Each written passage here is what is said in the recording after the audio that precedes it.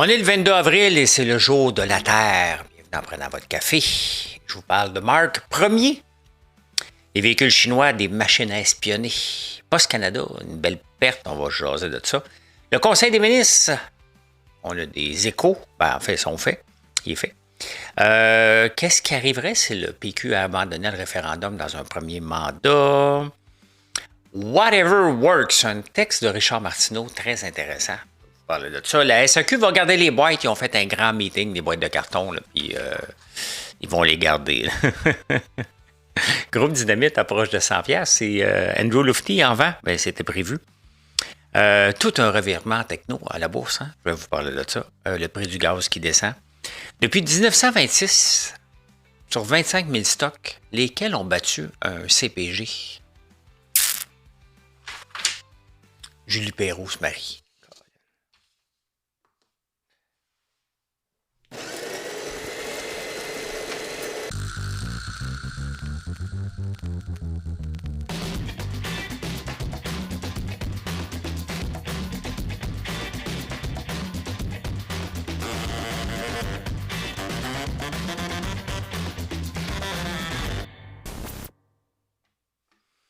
Qu'est-ce qu'on va faire? Julie Perrault se marie. Savez-vous avec qui au moins?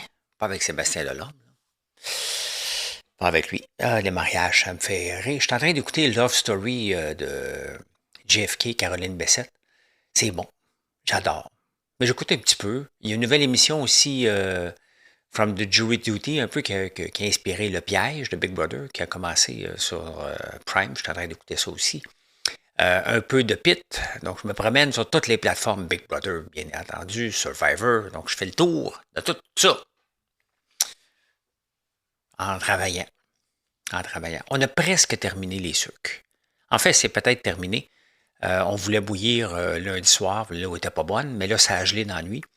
Fait qu'on va voir si on a encore quelques coulées, mais une saison fantastique. On est bien content. On a eu peur. J'ai investi beaucoup d'argent encore cette année. Et je vais investir encore cette année pour prendre de l'expansion. S'il y a une augmentation de quota, probablement que je vais le faire. Je suis rendu là. J'en achète de plus en plus, mais le sirop coûte de plus en plus cher. Donc, si je peux m'autoproduire et ça coûte pas trop cher, en grande partie pour tous mes produits, ben, tant mieux, mais j'en ai besoin tellement que j'arriverai jamais là. Tu sais, je ne dirais pas combien d'entailles que j'ai, mais pour être capable de fonctionner, j'ai besoin à peu près de 150 000 entailles, ce qui n'a pas de sens là, que je fasse ça. Là. Fait que, voilà. Un excellent article dans la presse sur Mark Carney. Est-ce qu'on devrait l'appeler Mark Ier? Hein? Il aime beaucoup la monarchie, il aime beaucoup le prince Charles, il a vécu à Londres, il a travaillé à Londres, il a travaillé au Canada. Et ça va bien. Ça fait quand même un an là, qu'il est au pouvoir à peu près, un petit peu plus. Et ça va très bien. Christine Fréchette ne fera pas l'effet Mark Carney. C'est pas parce que ça arrive une fois que tout le monde peut penser qu'il va le faire. Là, mais il est rendu à 174 parce que là, toutes les partis d'opposition n'arrêtent pas de parler de lui que il a volé il est allé chercher des transfuges, puis je suis contre les transfuges. Je les trouve losers au max. OK? Peut-être jusqu'à temps que tu es dans le parti d'opposition, puis que tu dis, ouais, je pourrais être ministre ou avoir plus de responsabilités si je change de place. Tu sais, il y a des employés aussi qui vont quitter une entreprise pour aller travailler pour la concurrence. Là. À Silicon Valley, il n'y a plus de clause de non-concurrence là, parce que ça n'avait pas de sens de poursuivre tout le monde. Là. Mais ça arrive aussi. Donc, c'est différent. Pour la politique, je suis contre les transfuges. Mais en même temps, il ne faut pas attribuer la majorité des libéraux qu'aux transfuges. Ça serait sous-estimer l'impact qu'il y a eu. Parce qu'il y a au moins, selon les estimations, il y a au moins sur 174 là, qui sont en ce moment, il y en a au moins 140 qui doivent la victoire à Mark Carney. Le Parti libéral, je parle en anglais, le Parti libéral était appelé à être presque lavé de la carte. Hein. C'est l'effet Carney et l'effet mauvais de Pierre Poilievre.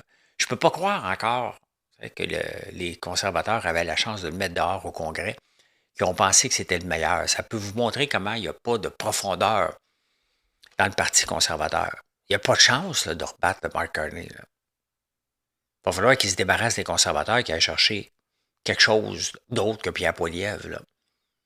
Mais c'est lui qui est là. Hein? C'est comme une entreprise familiale. Ah, ça me fait rire. Des diplomates euh,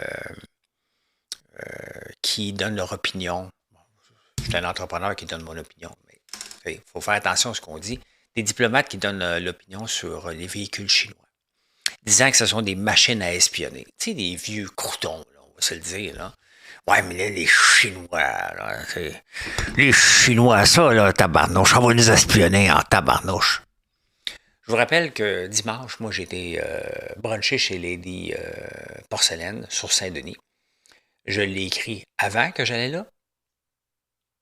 J'ai mis des photos lundi que j'étais là. Vous le savez pas mal, ce que je suis. Vous le savez que mon Range Rover puis mon Lambo, là, des fois, j'embarque dedans puis il me dit, il y a une nouvelle version du logiciel, veux-tu la mettre à jour? Il se met à jour automatiquement. Oui. Ben, c'est comme mon téléphone, comme mon ordinateur. Oui, oui, oui, oui.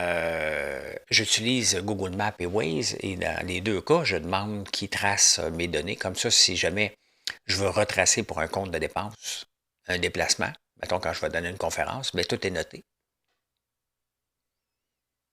J'auto-accepte l'espionnage. Ils peuvent faire ce qu'ils veulent avec ça. Ils peuvent même m'envoyer une pub quand je passe en face d'un Costco. Pourquoi tu ne rentrerais pas acheter des noix ou du beurre d'arachide en chaudière? Tu sais? Ils peuvent le faire. On a toujours eu peur de ça. Hein?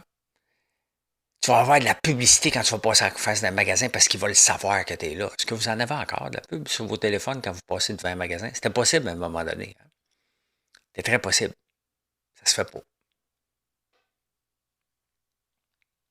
Qu'est-ce que la Chine gagnerait à vous espionner, François Lambert, qui va travailler au débatteur à l'île des Heures, qui s'en va à sa ferme? Je le dis déjà, je suis au débatteur, je suis à ma ferme. Ils vont m'envoyer de la publicité. Ils vont me proposer un autre type d'auto. Sincèrement. Sincèrement. Toutes les compagnies ont des logiciels qui s'auto-update et qui peuvent tracer où ce qu'on est. D'ailleurs, dans un des True Crime que j'ai écouté, sur Netflix, je ne me souviens pas lequel, comment ils ont retracé que la femme, la blonde du gars, qui avait une maîtresse, en allant fouiller dans les données du camion. Tout est là. Donc, on fait des campagnes de peur qu'on ne devrait pas avoir ça sur nos routes parce que c'est épouvantable, parce qu'ils peuvent s'updater et ils peuvent avoir des données.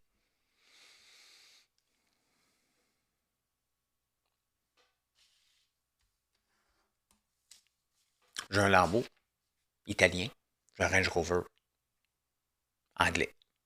Ils font la même chose, puis vos autos font la même affaire. Êtes-vous fier de Post Canada? Est-ce que c'est un fleuron? Est-ce que c'est une entreprise qu'on doit maintenir pour les vieux et les autochtones? Hein? Je vous rappelle que des vieux en campagne, là, ils vont déjà à boîte vocale, à boîte postale. Là. Qu'est-ce qu'on a fait comme révolution? On va arrêter de faire la livraison à la maison. On vient de perdre 1,57 milliard. Une augmentation de 87 par rapport à l'année d'avant. On ne fait pas de coupure.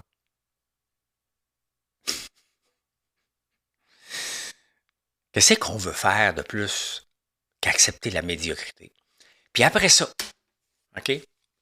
Après ça, tu as des épaisses comme Caroline Senneville de la CSN. Tu as l'autre nouille, Claire Trottier, qui dit taxez-moi davantage, qui a hérité de son père. Qui n'a pas hérité, son père n'est pas décédé, mais que son père a fait beaucoup d'argent, puis il a décidé d'en donner à elle, à son frère ou sa soeur, bref. Et qui s'en va, tout le monde en parle, puis il dit taxez-moi davantage. Non, non, non, non, non, non, non, non, non, non, non, des exemples de 1,57 milliard de pertes, là. Plus qu'URAM, puis là, on s'en vient au Québec. SAQ Clic. On va le ramener tout le temps, là. On peut nommer des projets comme ça, à l'infini. Vous voulez vraiment payer plus d'impôts pour envoyer au gouvernement? Pour financer des cochonneries comme ça, puis des imbécilités comme ça, puis rien faire? Je pense syndicale, là. Mais il faut mettre la hache à Post Canada et sa presse, là. Le statu quo n'est plus acceptable depuis des années.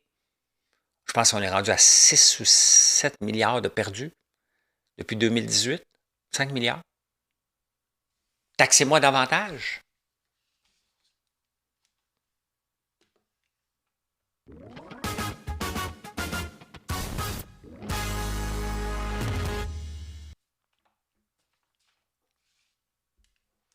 Taxez-moi moins. Christine Fréchette a fait son conseil des ministres au moment que j'enregistre. Je n'ai pas la composition, mais c'est à toute sortie dans les journaux. Là. Bonnardel revient, qui était un des ministres des Transports sous SAQ Clic, qui s'est fait blâmer. Il faut qu'elle reprend. Un bon soldat. Un bon soldat. C'est un bon Jack. Là.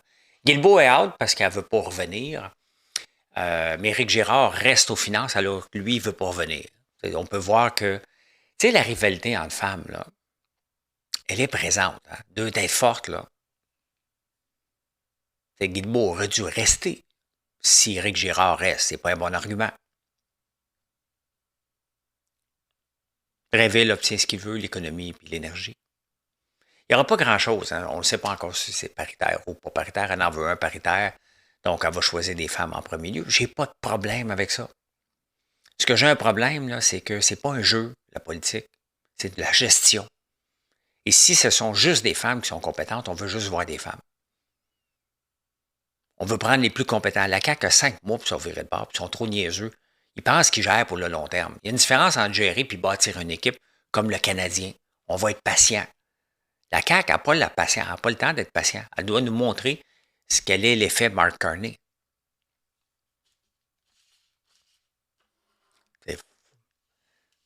Soyons réalistes, là. La CAQ, elle va disparaître, là. Totalement. Il n'en restera pas beaucoup. Le PQ s'y abandonnait. Le référendum aurait 47% des voix.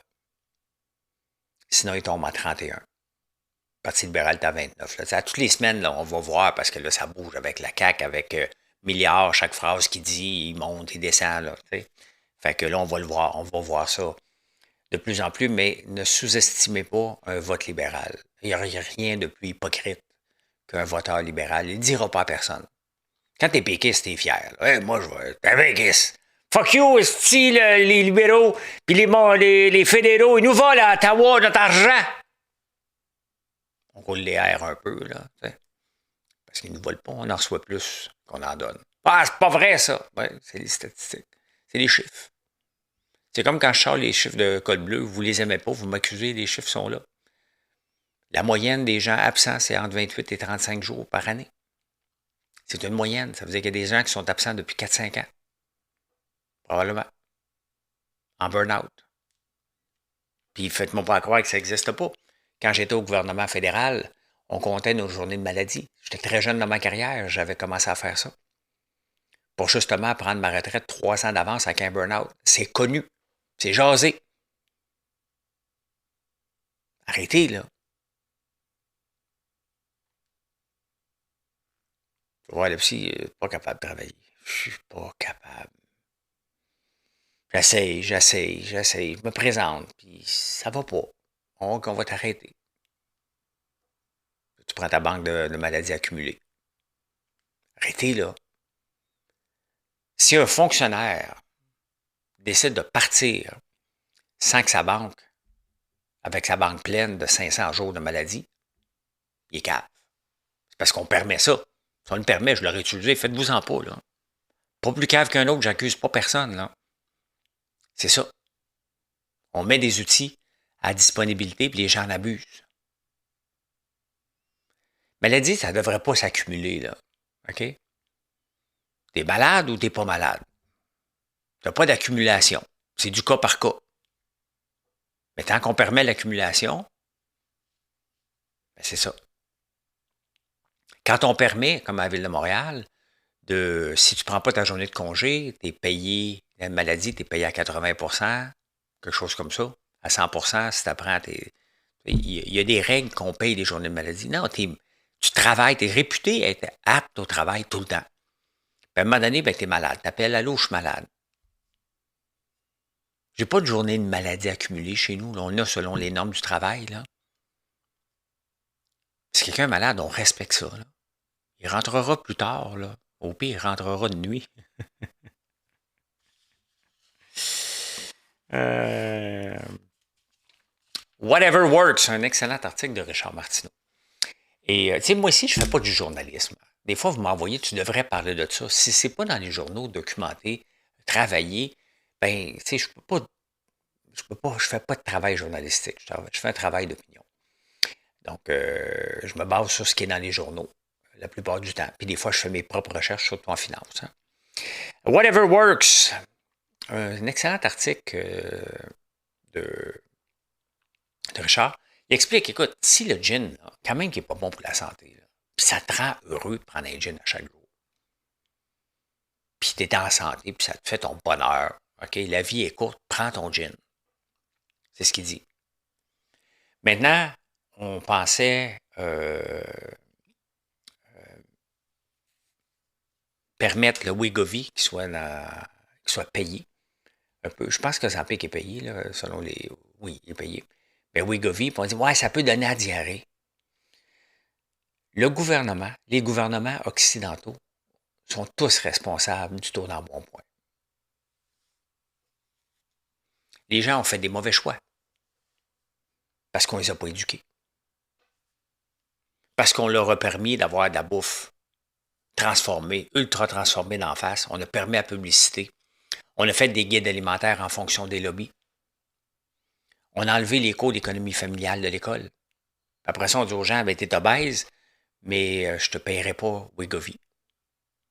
Si ça donne un petit peu la diarrhée, si c'est le cas, mais tu perds du poids. Au lieu de faire une crise cardiaque, tu vas aller, tu vas prendre un petit Imodium à la place. C'est ça. Il faut qu'on prenne en main nos sociétés. Les systèmes de santé qui débordent, regardez la forme des gens, la forme physique des gens. Le taux d'embonpoint qui est un fléau mondial. On ne peut pas se le cacher. On ne peut pas faire un semblant que les gens ne sont pas gros. Ils sont gros. Il y a quelqu'un qui m'a envoyé un super documentaire des années 70. Comment on s'alimentait. On mangeait mal, là. Mais regardez, l'hiver, chez McDonald's, le Coke qu'on prenait, avait 21 onces, je pense. 7 onces aujourd'hui, la moyenne est 21 onces. Les portions ont grossi. Les assiettes ont grossi. Donc, on a tendance à en mettre plus dedans. On a accès à des cochonneries. On a accès au air fryer, on a accès au micro-ondes. Tout est correct. C'est dur de faire des choix. J'en fais des choix. Moi, je jeûne 23 heures sur 24. Pourquoi? Parce que sinon, j'ai tendance à grignoter. Je me connais. Et je maintiens mon poids. Je mange beaucoup de protéines pendant ce temps-là. Mais si le Wegovy permet de perdre du poids pour avoir moins de gens qui vont faire des crises cardiaques ou qui vont avoir des problèmes de santé liés à l'embonpoint. Tu sais, il faut arrêter de se faire à croire, là, je suis à l'aise dans mon corps. J'espère que tu es à l'aise dans ton corps, sinon on a des problèmes. Mais il faut arrêter de croire, de se faire à croire que avoir de l'embonpoint, c'est normal, c'est un problème de santé. C'est prouvé. Donc oui, le Wegovy devrait être couvert par le système de santé. Hey, grosse réunion à la Société des alcools. Oui, oui, oui, oui.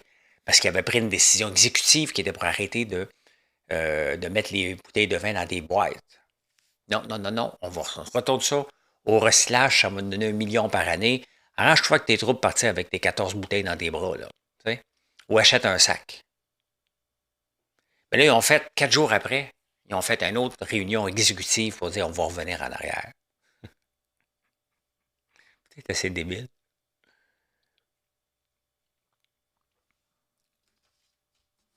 Voyez pourquoi ça ne devrait pas être une société d'État. Juste ce genre de décision-là stupide.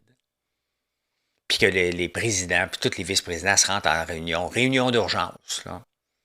Qu'est-ce qu'on fait avec les boîtes, l'opinion publique? Il y avait quelqu'un qui avait pensé que c'était une bonne idée en partant.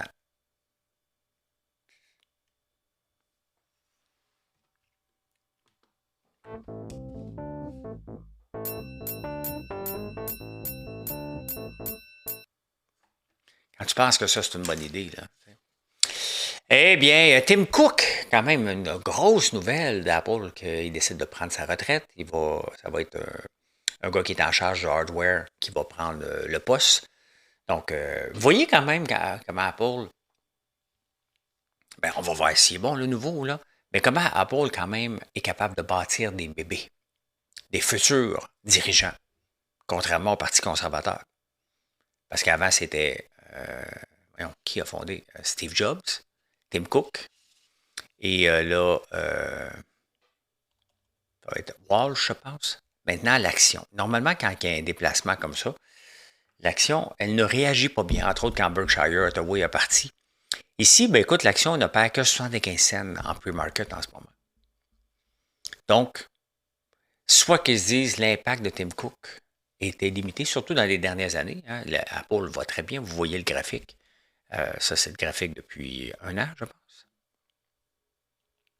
Non, c'était le graphique depuis 5 ans. Bon, Apple va très bien, mais c'est pas démarqué non plus. Donc, des fois, un changement à la tête est bénéficiaire. Berkshire, ben, c'était le contraire. Hein.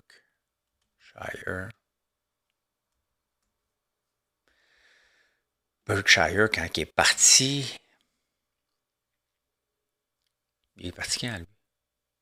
Il est parti ici, il était à 810 000, avait tombé à 690 000, puis là, ben, il se maintient. Donc, le nouveau n'a pas encore fait ses preuves, c'est normal, mais il était là de toute façon. Hein. Donc, c'est la nouvelle, la grosse nouvelle du jour. Il y a Groupe Dynamite que j'ai manqué complètement, là, mais c'est pas grave, qui a frôlé le 100 qui vaut 10,66 milliards. Et Andrew Lofty, le président, il avait dit quand j'allais à la bourse, c'était pour éventuellement, d'ici 10 ans, réduire ma participation, il était à 84 de le réduire jusqu'à 10 Donc, il a amené la compagnie en bourse, il en fait bénéficier un paquet d'investisseurs. C'est parti à 13 piastres, cette affaire-là, ou 20 piastres. C'était tombé à 13, puis aujourd'hui, ça en vaut 97. Donc, il en fait bénéficier des gens. Donc, il a vendu des blocs d'actions à 93 hors marché, si on veut. Donc, il a fait un deal. Quand même, hein? Quel beau success story. Je ne sais pas si ça va continuer, mais quel beau success story. À date, les magasins Garage et le groupe Dynamite. 20 piastres qui était venu à la bourse, c'était descendu, puis regardez la progression. S'il y a quelqu'un dans le groupe qui l'avait prévu, celle-là, là, bravo, bravo, bravo, bravo. Lundi, c'était tranquille à la bourse. Mardi, ben, est-ce qu'on croit Trump ou pas? L'affaire, là, c'est que Trump, là, il est de plus en plus sénile. Il vient de se faire sortir dans un super meeting avec l'armée. Ils ont été obligés de le sortir parce qu'il criait après tout le monde, puis il voulait attaquer l'Iran de tout bord, de côté, puis les dirigeants ont dit, calme-toi, là, on va faire les choses proprement, là. Ils sont obligés de l'enfermer, puis ils l'ont tenu au courant au téléphone. Là. Fait que les gens commencent à se fouter pas mal de ce que Trump dit, parce qu'à la fin, là, il peut dire n'importe quoi. Il prend de moins en moins de décisions, où il est écarté des décisions. Tu sais, bien mis une gang de zozo en tabarnouche, là. RFK Jr., là. Sa mère, c'est Ethel. Je la découvre dans le film, dans la série que j'écoute, Love Story de RFK. Non, t'as peu. JFK Jr. Puis l'autre, c'est RFK Jr., qui est le cousin de l'autre, là, qui est décédé en avion d'ailleurs. Fait que, regardez le S&P 500.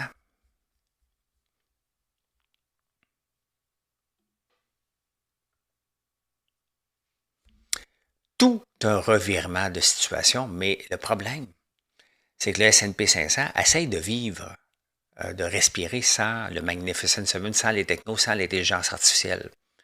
Et il est incapable. Il est incapable. À partir du 30 mars, jusqu'au 30 mars, ben, c'est le plus bas. Jusqu'à aujourd'hui, ben, qu'est-ce qui est responsable de la remontée du S&P 500? Ce sont les technos. Les technos qui perdaient 20% au total depuis leur pic ont récupéré 17%. Donc, si on regarde sur un an, ben là, on est à le plus haut niveau. Tout est à son plus haut niveau. Mais mais c'est la techno encore. Et d'ailleurs, je regardais la composition de mon portefeuille. Au total, j'ai 81 titres là, que moi je détiens, que la banque détient dans mon REER, dans mon CELI. Et c'est beaucoup de titres. C'est beaucoup, beaucoup, beaucoup. Et quand je regardais, la proportion techno est quand même assez élevée. Je suis 25% techno, 25% financier. J'ai une exposition internationale, donc c'est le fun. J'ai utilisé Codex de ChatGPT. J'ai donné mes données, puis j'ai dit, fais-moi une analyse. Il s'en va où mon portefeuille, à moyen terme, court terme? J'ai demandé des analyses très, très, très poussées en tenant compte de l'arrivée de SpaceX, que certains titres que j'ai vont l'avoir, en regardant le futur de l'intelligence artificielle, en essayant de voir, on s'en va où, ça ne veut rien dire, mais en même temps, pour évaluer mon portefeuille, est-ce qu'il est bien composé? Est-ce qu'il y a une belle composition dans le... Puis vous pouvez le faire, hein, en utilisant l'application Codex de ChatGPT. Puis, c'est intéressant. Donc, je peux monitorer ça. Ben, j'ai fait un dashboard pour monitorer à temps réel, parce que j'aime ça. Au lieu d'aller voir tout le temps TradingView, je regarde ma valeur. Au lieu parce que je vais voir TradingView, je dis, ah, OK, tel titre semble monter. Je m'envoie à la Banque Royale, j'ouvre mon compte, tandis que là, je l'ai tout fait dans un dashboard qui est sur mon ordi. Donc, oui, j'ai de la techno. Je pense que la techno, elle est là pour rester.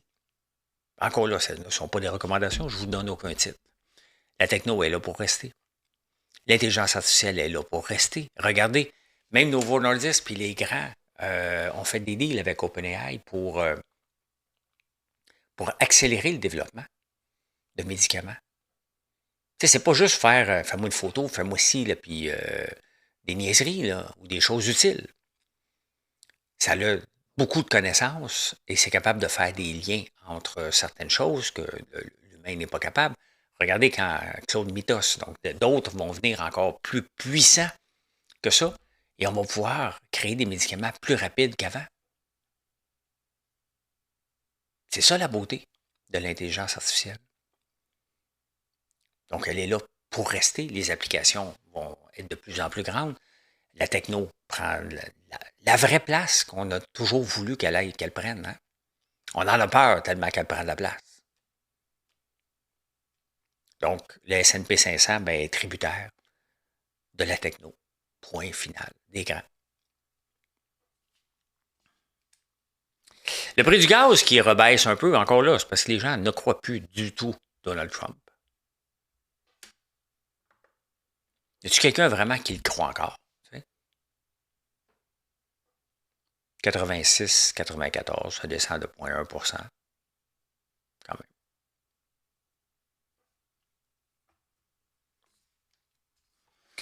Choisir des titres. Bon, je vous ai parlé, j'en ai 81.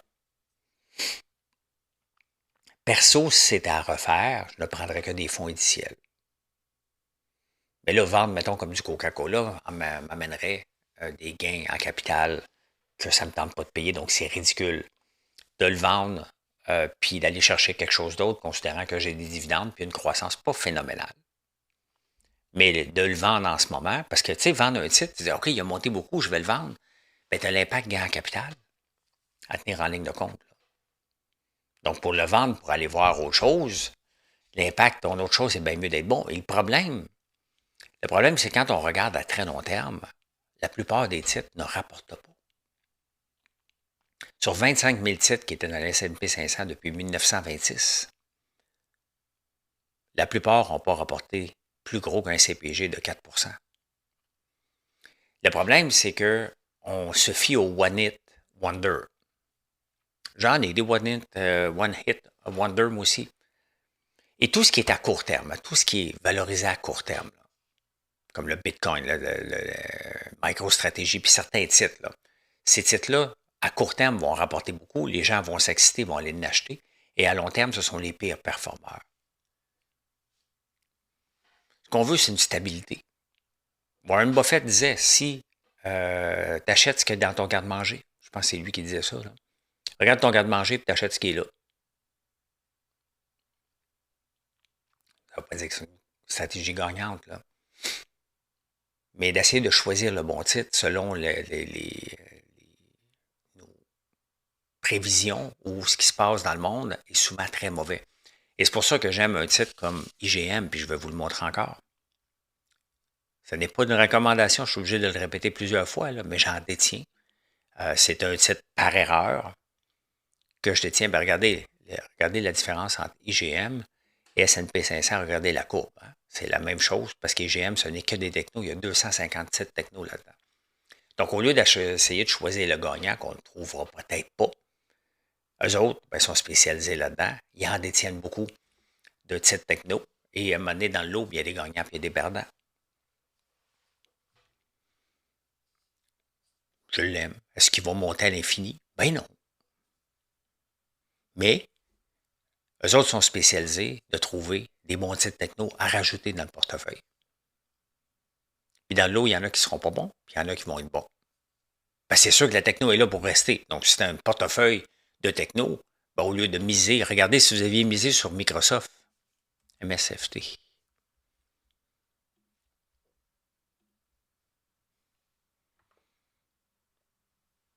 J'en ai, je pense, du Microsoft. Oui, j'en ai. J'en ai directement aussi. Ben, regardez, le pic est à 550, puis il est tombé à 350 à partir du mois d'octobre, en 6 mois. Donc, si tu l'as par l'entremise d'un fonds, ben, pendant que lui perdait, d'autres gagnaient. Tu vas peut-être avoir un trade-off. Tu n'aurais peut-être pas du 50, puis du 100, puis du 200%. Là. Mais sur 5 ans, peut-être que oui, par contre.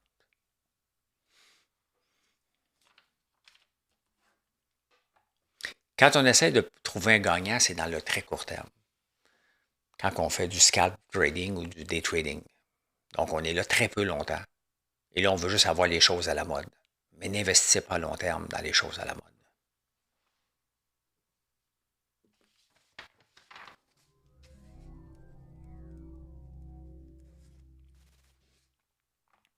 Je pensais pas que le mariage était à la mode, par contre.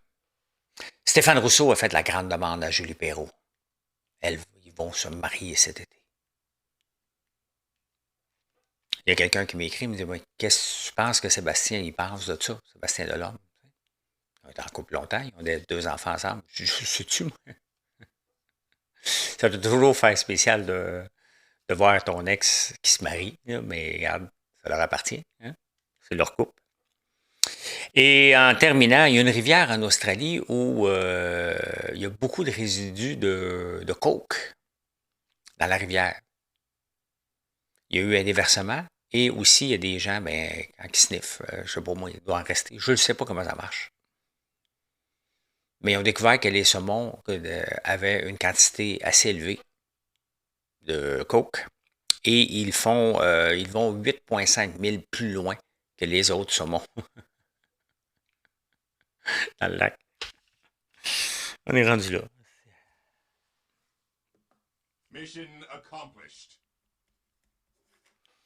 Merci d'être là, les amis. Je vous souhaite une excellente journée et venez nous voir sur françoislambert.one. O-N-E.